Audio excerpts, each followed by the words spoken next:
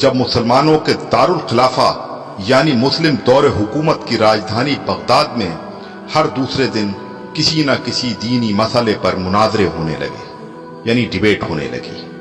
جلد ہی وہ وقت بھی آ گیا جب ایک ساتھ ایک ہی دن بغداد کے 4 الگ الگ چوراہوں پر الگ الگ مناظرے ہو رہے تھے۔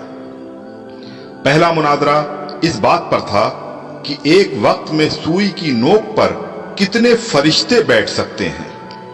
دوسرا مناظرہ اس اہم موضوع پر تھا کہ کوا حلال ہے یا حرام ہے۔ تیسرے مناظرے میں یہ تکرار چل رہی تھی کہ مسواک کا شرعی سائز کتنا ہونا چاہیے۔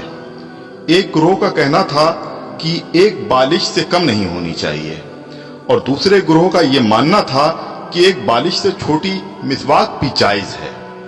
ابھی یہ ڈیبیٹ چل ہی رہی تھی کہ ہلاکو خان کی قیادت میں تتاری فوج بغداد کی گلیوں میں داخل ہو گئی اور سب کچھ تہس نہس کر دیا۔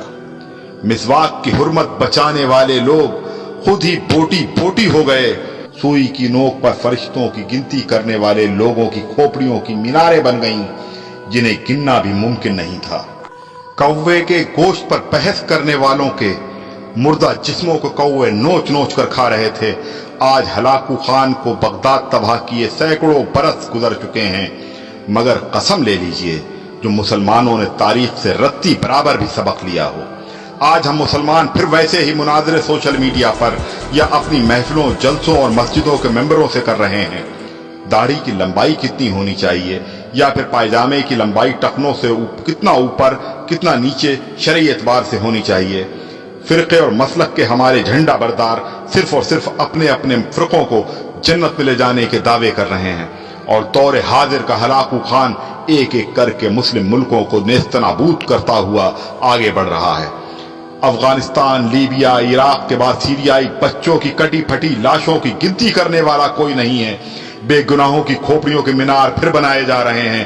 آدم کی نسل کے نوجوانوں، بوڑھے بزرگوں کی لاشوں کو کوے نوچ نوچ کر کھا رہے ہیں، اور ہوا کی بیٹیاں اپنی عصمت بچانے کے لیے امت کی چادر کا کونا تلاش کر رہی ہیں۔